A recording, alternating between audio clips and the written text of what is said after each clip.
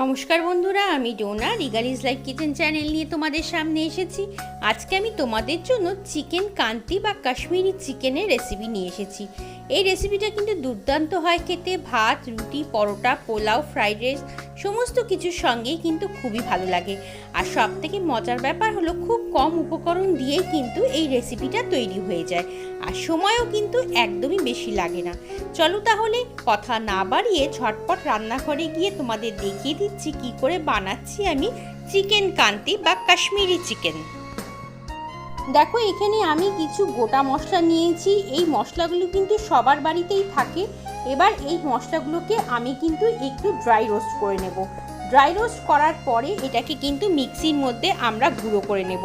আর dry roast কিন্তু খুব বেশি সময় ধরে করব না, 2-3 মিনিট সময় ধরে করলেই কিন্তু এই মশলাগুলো ড্রাই রোস্ট করা হয়ে যাবে। দেখো, মোটামুটি কিন্তু সুন্দর একটা গন্ধ বেরোতে শুরু করে দিয়েছে। এখন আমি এটাকে কিন্তু বন্ধ গ্যাসের মধ্যে এইভাবেই কড়াইয়ের উপরে রেখে দেব। তাহলে কিন্তু এটা গরমে আরও সুন্দরভাবে ড্রাই রোস্ট করা হয়ে যাবে।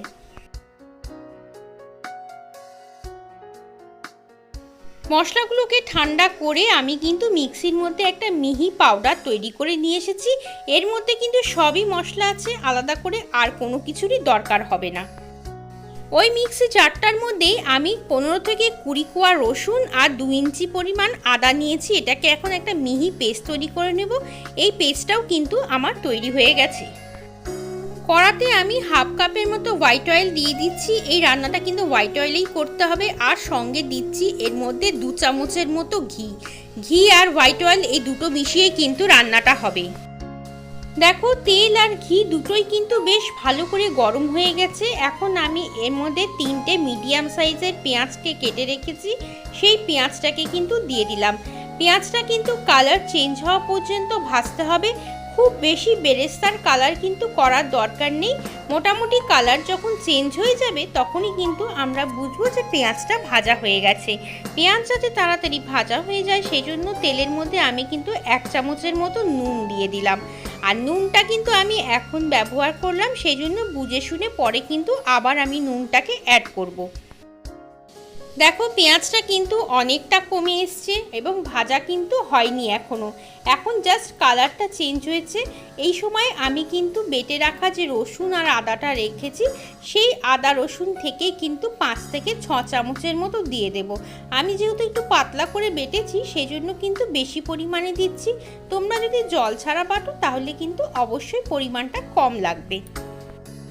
এখন আমরা আদা, রসুন, পেঁয়াজ সমস্ত কিছুকে কিন্তু ভালো করে ভেজে নেব। আদা রসুনের যতক্ষণ না কাঁচা গন্ধ দূর হচ্ছে আর পেঁয়াজের কালার যতক্ষণ না চেঞ্জ হচ্ছে ততক্ষণ কিন্তু একটু সময় নিয়ে পেঁয়াজটাকে ভাজতেই হবে, তাহলে কিন্তু রান্নাটাও ভালো হবে। সব কিছুর জন্য একটু সময় কিন্তু অবশ্যই দিতে হবে ভালো রান্না পেতে হলে। পেঁয়াজ ভাজতে ভাজতে তোমাদেরকে একটু বলে রাখি, যদি তোমরা ফেসবুক থেকে আমার এই রান্নাগুলো দেখছো তাহলে কিন্তু অবশ্যই পেজটাকে ফলো করে নিও। আর ইনস্টাগ্রাম থেকে দেখলে তাহলেও কিন্তু ফলো করে নিও। আর যদি ইউটিউব থেকে দেখো তাহলে তো অবশ্যই চ্যানেলটাকে সাবস্ক্রাইব করতে হবে। পেঁয়াজ ভাজার সময় আমি এর মধ্যে 1 চামচের একটু কম চিনি দিয়ে দিলাম। আর চিনিতে কিন্তু টেস্টটা বাড়বে। আর অবশ্যই চিনিটা কিন্তু অ্যাড করতে হবে, কারণ এর মধ্যে কিন্তু পরে আমরা দই দেব, সেই জন্য টেস্টের ব্যালেন্সের জন্য কিন্তু চিনিটা একদমই দরকার। এই সময় পেঁয়াজের মধ্যে আমি কিন্তু 1.5 চামচের মতো কাশ্মীরি লঙ্কার গুঁড়ো দিয়ে দেব। কাশ্মীরি লঙ্কার গুঁড়োটা এখন যদি আমরা ব্যবহার করি তাহলে কিন্তু মাংসের কালারটা ভীষণই ভালো আসবে। তোমরা এই সময় দিয়ে দেখো, তারপরে মাংসের কালারটাকে দেখো রান্না হওয়ার পরে কি সুন্দর হয়। দেখো, আমার কিন্তু লঙ্কাটা ভালো মতো মেশানো হয়ে গেছে। এখন আমি যে মাংসটা ধুয়ে রেখেছি সেই মাংসটা কিন্তু দিয়ে দিলাম। আমরা কিন্তু পেঁয়াজের সঙ্গে এখন মাংসটাকে খুব ভালো করে কষাবো। এখনই কিন্তু আমরা খুব বেশি মশলা আগেই অ্যাড করে দেব না, একটু ভালো মতো পেঁয়াজের সঙ্গে কষিয়ে নিয়ে মাংসটাকে, আর মাংসটার কালারটাও যখন চেঞ্জ হয়ে যাবে তখন কিন্তু আমরা বাকি মশলাগুলো অ্যাড করতে থাকবো। 10 মিনিট সময় নিয়ে হাতে মিডিয়াম আঁচে মাংসটাকে কিন্তু পেঁয়াজের সঙ্গে এইভাবে ভেজে নিতে হবে। আর গ্যাসের আঁচ কিন্তু এই সময় একদমই বাড়ানো যাবে না, স্লো টু মিডিয়াম আঁচে করতে করতে দেখো মাংসের কালার চেঞ্জ হয়ে গেছে, তেলটাও কিন্তু ছাড়া ছাড়া হয়ে গেছে। এখন আমরা যে মশলাটা ড্রাই রোস্ট করে রেখেছিলাম সেইটা দিয়ে দিচ্ছি। এইটার মধ্যে কিন্তু সমস্ত টাইপের মশলা আছে, সেই জন্য আলাদা করে কোনো মশলাই কিন্তু আমাদের অ্যাড করতে হবে না। এইটাই দিয়েই কিন্তু আমাদের চিকেনটা বাজিমাত করে দেবে। যেহেতু গুঁড়ো মশলাটা আমি এখন অ্যাড করেছি, সেজন্য কিন্তু তেলের মধ্যে লেগে যাওয়ার চান্স খুবই বেশি থাকবে, তাই আমি এর মধ্যে সামান্য পরিমাণে একটু জল অ্যাড করব। জলটা অ্যাড করার আগে মশলাটাকে কিন্তু খুব ভালো করে চিকেনের সাথে মিশিয়ে নিতে হবে, তা নাহলে কিন্তু এক জায়গায় মশলাটা লেগে থাকবে, আরেক জায়গায় কিন্তু মিশে যাবে না। এখন আমরা মিক্সি ধুয়ে যে জলটা রেখেছি সেই জলটাই কিন্তু এর মধ্যে দিয়ে দিলাম। আর অবশ্যই এটা কিন্তু গরম জল হতে হবে।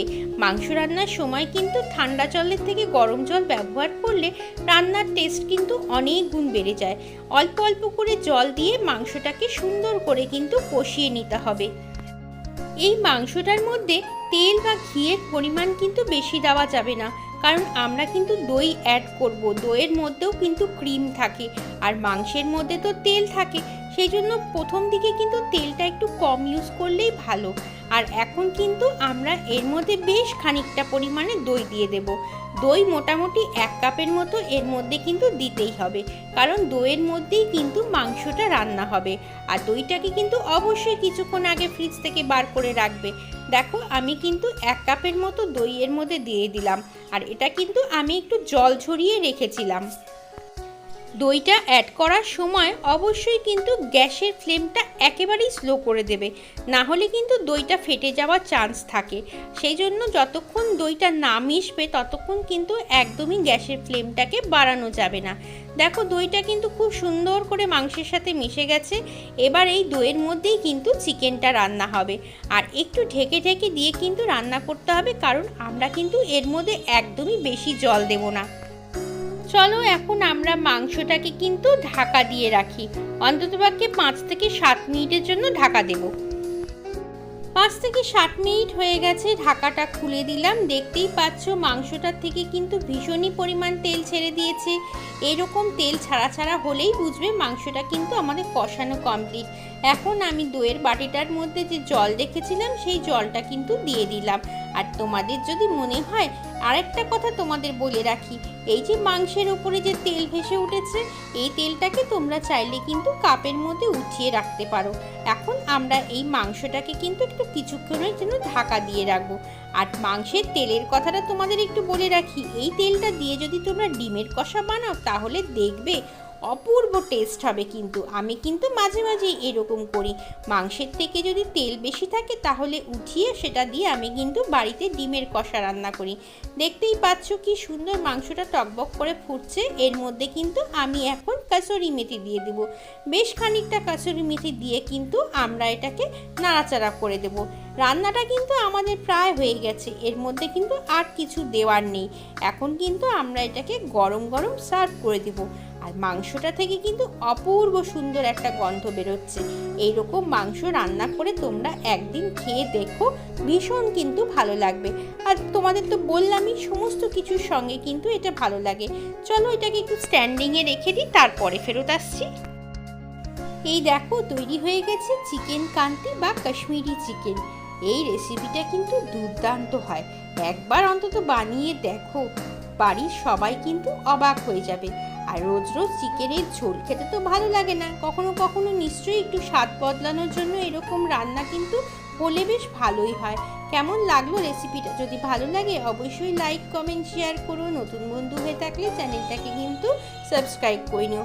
চলো আজকের মতো বিদায় নিচ্ছি, আবার আসবো অন্যদিন অন্য একটা সুন্দর রেসিপি নিয়ে। ততক্ষণ তোমরা সবাই ভালো থেকো এবং সবাইকে টাটা।